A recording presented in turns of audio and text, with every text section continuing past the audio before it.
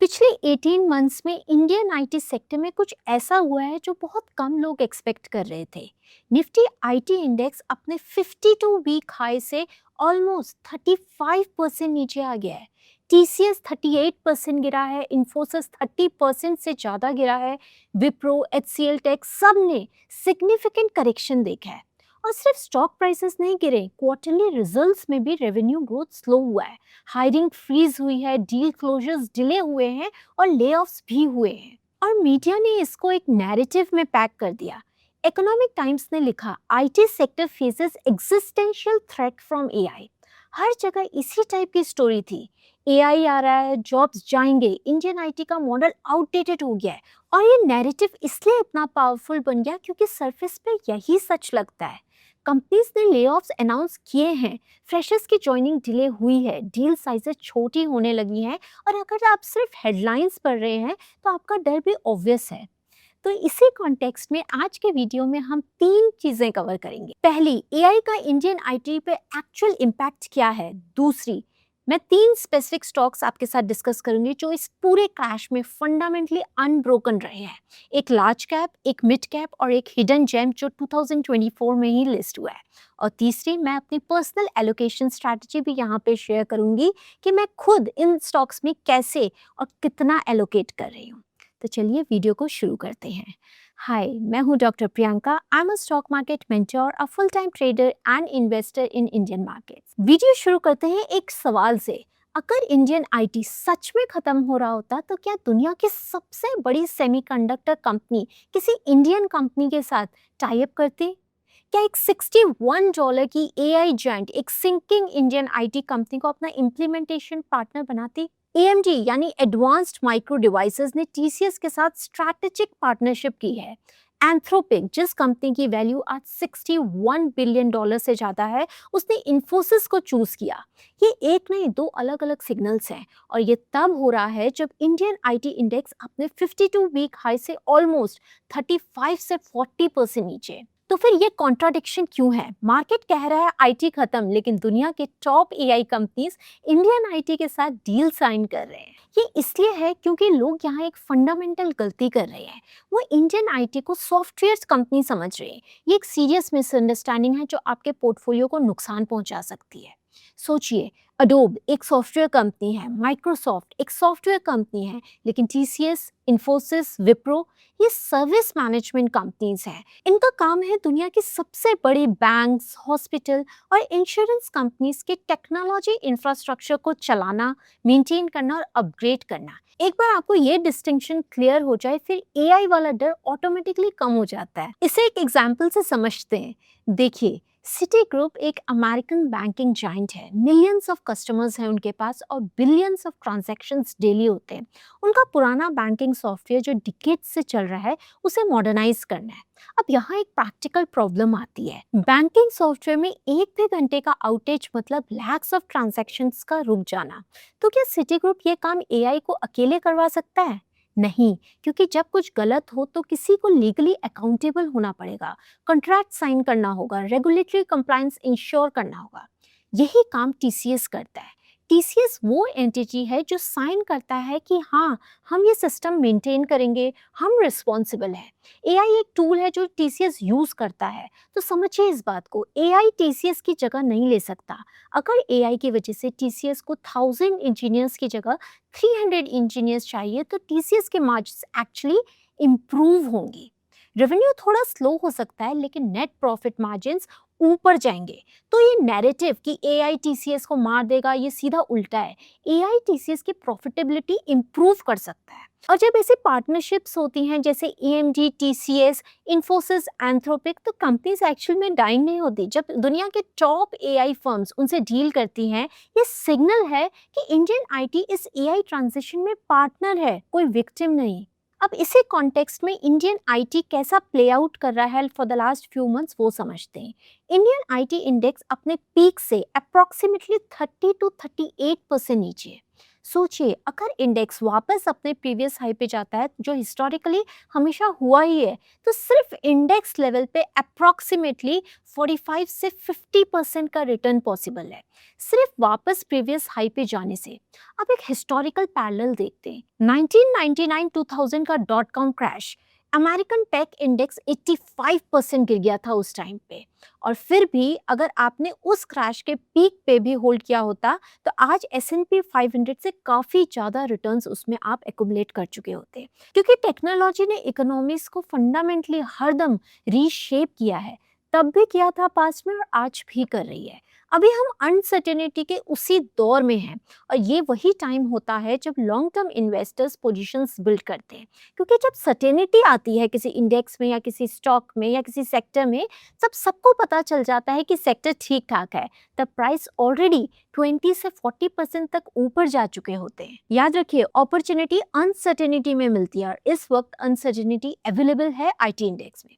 चलिए अब देखते हैं कि ये अपॉर्चुनिटी एग्जैक्टली कहाँ है। मैं आज 3 स्पेसिफिक स्टॉक्स की बात करूंगी, और पहला स्टॉक वो है जो शायद आपने बहुत कम सुना होगा। ये नाम मेन स्ट्रीम नहीं है, लेकिन नंबर्स बिल्कुल मेन स्ट्रीम है। तो स्टॉक का नाम है सेजिलिटी इंडिया। बहुत कम लोग इस नाम को जानते हैं, और यही इस स्टॉक की सबसे बड़ी स्ट्रेंथ है। ये 2024 में लिस्ट हुआ है। इंस्टीट्यूशनल कवरेज अभी इस स्टॉक में लिमिटेड है, रिटेल अवेयरनेस अभी बिल्ड हो रही है, मतलब मार्केट ने इसको अभी फुली प्राइस्ड नहीं किया है। और यही वो विंडो होती है जब स्मार्ट इन्वेस्टर अपनी बेट लगाते हैं। तो ये कंपनी करती क्या है? सेजिलिटी US हेल्थ केयर इंडस्ट्री का IT बैकबोन है। US के hospitals, insurance companies, health care providers, इनके लिए ये company claims processing, revenue cycle management और कंप्लायंस सर्विसेज प्रोवाइड करती है। सीधा समझे तो US हेल्थ केयर का पूरा बैक ऑफिस सेजिलिटी चलाता है। ये क्रिटिकल इंफ्रास्ट्रक्चर है। ये वो कंपनी है जो तब भी काम करती है जब बाकी सब रुक जाते हैं, क्योंकि हेल्थ केयर जैसे बिजनेसेस में सर्विसेज कभी नहीं रुकती वर्चुअली। चलिए अब कंपनी के नंबर्स पे फोकस करते हैं, स्कैनएक्स पे। कंपनी का करंट स्टॉक प्राइस 39 के लगभग है, और स्टॉक अपने 52 वीक हाई से अभी 31% नीचे है। स्टॉक के पीई की बात करें तो ये 19.82 के करीब है। सोचिए, एक कंपनी जिसने अपना रेवेन्यू 4 साल में 7 टाइम्स गुना बढ़ाया है, वो 19 के पीई में मिल रही है। ये सस्ते में तो नहीं है, लेकिन कम से कम ये फेयर वैल्यू पे जरूर है। रेवेन्यू अगर हम कंपनी का देखें तो 2022 में कंपनी का रेवेन्यू 944 करोड़ था, 2026 में 7193 करोड़। मतलब हर साल कंसिस्टेंट स्टेप अप हुआ है रेवेन्यू में। और ऑपरेटिंग मार्जिन्स पहले 21, फिर 24, फिर 23 एंड देन 24। इतनी तेज ग्रोथ के बीच मार्जिन्स एक बार भी नहीं टूटे। ग्रोथ और प्रॉफिटेबिलिटी दोनों साथ में चल रहे हैं। 2022 में कंपनी 5 करोड़ लॉस में थी, 2026 में 892 करोड़ प्रॉफिट। मतलब 4 साल में लॉस से 892 करोड़ तक। और ये एक बार का जंप नहीं है। प्रॉफिट की ट्रेजेक्टरी देखिए, पहले 144, फिर 228, फिर 539 एंड देन 892। मतलब हर साल एक्सेलरेशन हुआ है। ये स्मार्ट एग्जीक्यूशन की कहानी है। अब मैनेजमेंट क्वालिटी का एक और स्ट्रॉन्ग सिग्नल देखिए, डेट रिडक्शन। 2022 में नॉन करेंट लायबिलिटीज थी 5185 करोड़, आज सिर्फ 1045 करोड़ है। साथ में कंपनी ग्रो भी कर रहे हैं और डेट भी एग्रेसिवली पे डाउन कर रहे हैं। टोटल इक्विटी 2022 के 4027 करोड़ से बढ़कर अब 9659 करोड़ हो गई है, ऑर्गेनिकली, बिना किसी डाइल्यूशन के। ये सब तो काफी अच्छा लग रहा है, लेकिन ऑनेस्टली यहाँ रिस्क भी बताना जरूरी है। स्टॉक का रिटर्न ऑन इक्विटी अभी 6.47% है, जो कि लो है, लेकिन कंपनी ग्रोथ फेज में है, डेट कम हो रही है, इक्विटी बेस एक्सपैंड हो रहा है, तो ट्रेजेक्टरी कंपनी का सही है। दूसरा रिस्क है कंपनी का US हेल्थ केयर पर कॉन्सेंट्रेटेड एक्सपोजर, तो इसीलिए जरूरी है इन्वेस्टर्स के लिए पॉलिसी चेंजेस पर नजर रखना। लेकिन अगर हम ओवरऑल पिक्चर देखें तो ऑब्वियसली US हेल्थ केयर बंद नहीं होगा, क्लेम्स प्रोसेसिंग बंद नहीं होंगी, और सेजिलिटी इस सेक्टर का ऑप्शनल वेंडर नहीं है, ये इसका बैकबोन है। और ये कॉम्बिनेशन इंडियन IT में बहुत रेयर मिलता है। चलिए अब चलते हैं दूसरे स्टॉक की तरफ, जो है परसिस्टेंट सिस्टम्स। ये एक मिड कैप कंपनी है जो क्वाइटली लार्ज कैप बन रहा है। परसिस्टेंट एक सॉफ्टवेयर प्रोडक्ट इंजीनियरिंग कंपनी है। ये सिर्फ IT सर्विसेज नहीं देती, ये दूसरी कंपनीज के लिए सॉफ्टवेयर प्रोडक्ट्स बिल्ड और स्केल करती है। Clients global technology, health care और फाइनेंशियल सर्विसेज कंपनी हैं। एक बार कोई कंपनी अपना प्रोडक्ट परसिस्टेंट के साथ बिल्ड करती है तो स्विचिंग कॉस्ट इतनी हाई होती है कि वो आसानी से नहीं जाता। ये स्टिकी बिजनेस मॉडल है और इसी स्टिकीनेस का असर नंबर्स में भी साफ दिखाई देता है। स्टॉक की अगर प्राइस की बात करें तो करेंटली स्टॉक का प्राइस 4879 के लगभग है। 52 वीक हाई स्टॉक का 6599 है, मतलब स्टॉक अभी 26% नीचे है अपने 52 वीक हाई से। पूरे आईटी सेक्टर में रिलेटिवली ये लेस बीटन स्टॉक है, फिर भी डिस्काउंट पे मिल रहा है। अब चलिए कंपनी के नंबर्स देखते हैं स्कैनेक्स में। कंपनी की अगर रेवेन्यू की बात करें तो 2019 में कंपनी का रेवेन्यू 3454 करोड़ था। 2020 में 14,749 करोड़। 7 साल में 4.3 टाइम्स रेवेन्यू ग्रो हुआ है। लेकिन टाइमिंग नोटिस करने वाली बात है, ये ग्रोथ एग्जैक्टली उसी पीरियड में हुई है जब मार्केट कह रहा था कि एआई इंडियन आईटी को खत्म कर देगा। 2023, 2024, 2025 एंड 2026 हर साल कंपनी ने डबल डिजिट ग्रोथ दिखाई है। जब नैरेटिव सबसे नेगेटिव था, परसिस्टेंट सबसे तेज भाग रहा था। ये कॉन्ट्राडिक्शन नहीं है, ये प्रूफ है कि नैरेटिव गलत था। अब अगर हम कंपनी के मार्जिन्स देखें तो वो भी सेम ही स्टोरी बता रहे हैं। देखिए, पहले 17, फिर 14, फिर 16, फिर 17 और इसी तरीके से अब 18% तक आ गए। ज्यादातर फास्ट ग्रोइंग कंपनीज ग्रोथ के लिए मार्जिन सैक्रिफाइस करती हैं, लेकिन परसिस्टेंट ने दोनों मेंटेन किया है। ये स्ट्रॉन्ग मैनेजमेंट एग्जीक्यूशन का सबसे बड़ा साइन है। चलिए अब कंपनी की प्रॉफिट की बात करते हैं। 2019 में कंपनी का प्रॉफिट 352 करोड़ था। आज के डेट में यानी 2026 में ये 1814 करोड़ हो गया है, मतलब 5 गुना। और एक भी डाउन ईयर नहीं रहा। रिसेशंस आए, एआई डिसरप्शंस आए, ग्लोबल अनसर्टेनिटी आई, प्रॉफिट ट्रैजेक्टरी कभी भी चेंज नहीं हुई। बैलेंस शीट की अगर हम बात करें तो ये भी काफी स्ट्रॉन्ग दिखाई देती है। कंपनी का टोटल इक्विटी 2345 करोड़ से बढ़कर 7838 करोड़ हुआ है ऑर्गेनिकली, बिना डाइल्यूशन के। करंट एसेट 7097 करोड़ हैं, मतलब लिक्विडिटी बहुत स्ट्रॉन्ग है। नॉन करंट लायबिलिटी सिर्फ 614 करोड़ है, जो 11,377 करोड़ के एसेट बेस के मुकाबले काफी नेग्लिजिबल है। कोई मीनिंगफुल डेट भी नहीं है कंपनी में, मतलब कंपनी अपने स्टैंड पे काफी स्ट्रॉन्ग है। और सबसे अंडररेटेड एंगल इस कंपनी का ये है कि ये कंपनी एक्टिवली एआई सर्विसेज में पिवट कर रही है। सॉफ्टवेयर प्रोडक्ट इंजीनियरिंग और डिजिटल इंजीनियरिंग का हिस्सा रेवेन्यू में बढ़ता जा रहा है। मतलब ये कंपनी एआई से डिस्टर्ब नहीं हो रही, एआई को इंटीग्रेट करके ग्रो कर रही है। ये डिस्टिंक्शन बहुत इंपॉर्टेंट है और इसका रिजल्ट ये है कि 5 ईयर में स्टॉक ने 285% के रिटर्न्स दिए। जो पूरा आईटी सेक्टर ब्लीड कर रहा था, ए परसिस्टेंट के इन्वेस्टर्स ने अपना पैसा 3.5 टाइम्स मल्टीप्लाई कर लिया। ये कोई लक फैक्टर नहीं था, ये कंपनी के स्ट्रॉन्ग फंडामेंटल्स का रिजल्ट है। लेकिन एक ऑनेस्ट बात यहाँ पे बताना जरूरी है, स्टॉक का पीई 41 के अराउंड है, मतलब स्टॉक अभी प्रीमियम वैल्यूएशन पर है। अगर किसी क्वार्टर में रिजल्ट्स मिस हुए या गाइडेंस कट हुआ, स्टॉक शॉर्ट टर्म में 15 to 20% और गिर सकता है। तो बेसिकली ये स्टॉक ग्रोथ बाय है, वैल्यू बाय नहीं है। उनके लिए सुटेबल है जो 3 साल का होराइजन रख सकते हैं और बीच में वोलेटिलिटी भी हैंडल कर सकते हैं। जो इन्वेस्टर्स इस काउंटर में पेशेंस रख सकते हैं, उनके लिए ये फंडामेंटल्स काफी स्ट्रॉन्ग है। चलिए अब चलते हैं तीसरे स्टॉक की तरफ, जो है टाटा कंसल्टेंसी सर्विसेज यानी कि टीसीएस। ये मेन स्ट्रीम स्टॉक तो है, लेकिन आज मैं आपको टीसीएस का एक ऐसा एंगल दिखाऊंगी जो ज्यादातर चैनल्स मिस कर देते हैं।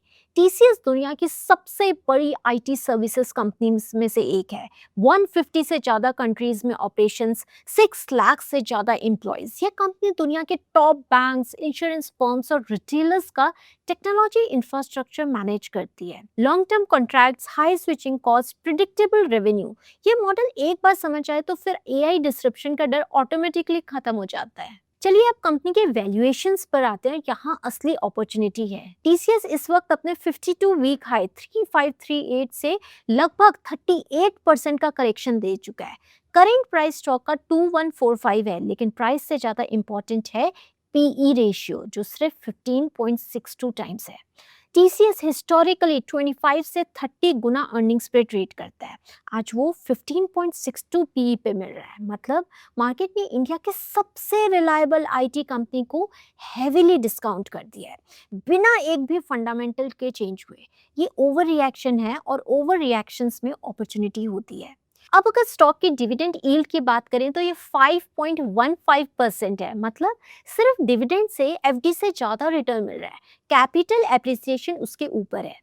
अब वो डेटा पॉइंट जो मुझे सबसे ज्यादा कन्विंस करता है, ऑपरेटिंग मार्जिन्स। देखिए, पहले ये 27 थे, फिर 28 और इसी तरीके से इसी रेंज में रहे हैं ओवर द ईयर्स 2019 से 2026 तक, मतलब 7 साल, एक भी साल 25% से नीचे नहीं आए हैं ऑपरेटिंग मार्जिन्स। इस बीच कोविड आया, यूएस रिसेशन का डर आया, एआई डिसरप्शन का फेयर आया, लेकिन मार्जिन्स फिर भी स्टेबल रहे। ये कोई कोइंसिडेंस नहीं है, ये एक ऐसे बिजनेस मॉडल की स्ट्रेंथ है जो मार्केट अभी इग्नोर कर रहा है। अब एक बार कंपनी का नेट प्रॉफिट देखते हैं स्कैनेक्स में। 2019 में कंपनी का नेट प्रॉफिट 31,562 करोड़ था। 2026 में ये बढ़कर 49,454 करोड़ हो गया है, मतलब ये हर साल बढ़ा है। एक भी डाउन ईयर हमने नहीं देखा चार्ट्स में।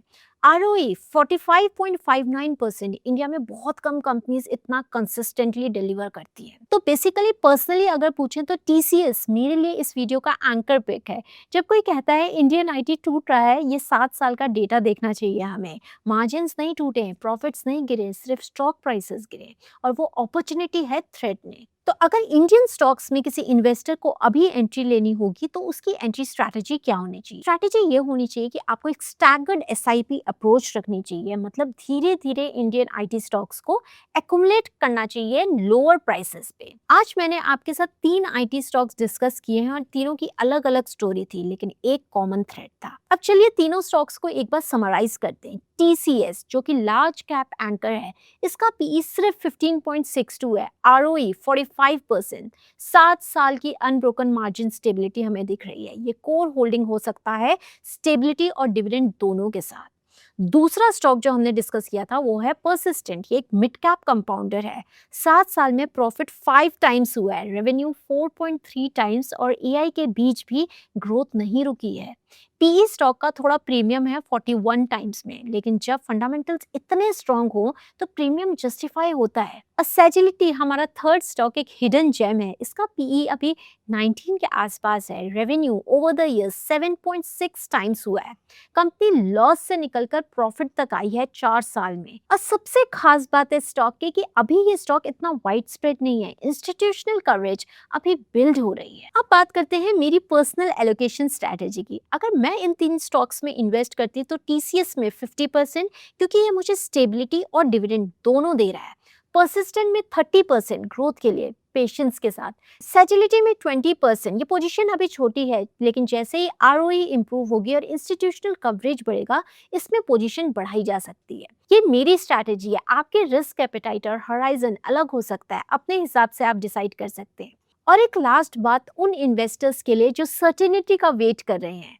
जब तक सर्टेनिटी आएगी आईटी सेक्टर में, जब कॉन्ट्रैक्ट्स अनाउंस होंगे, जब क्वार्टरली रिजल्ट स्ट्रॉन्ग आएंगे, जब मीडिया का नरेशन बदलेगा, तब प्राइस ऑलरेडी 30 से 40% ऊपर होंगे। याद रखिए, अपॉर्चुनिटी अनसर्टेनिटी में मिलती है, डेटा में मिलती है। इस वक्त दोनों अवेलेबल है। तो चलिए इसी के साथ मैं इस वीडियो के एंड पर आती हूँ। अगर आपको ये वीडियो अच्छी लगी है तो चैनल को सब्सक्राइब जरूर कीजिएगा और कमेंट में जरूर बताइएगा इन तीनों में से कौन सा स्टॉक आपको सबसे कंपेलिंग लगा और क्यों। मैं मिलती हूँ आपसे नेक्स्ट वीडियो में, तब तक के लिए bye bye, take care. Investments in the securities market are subject to market risk. Read all the related documents carefully before investing.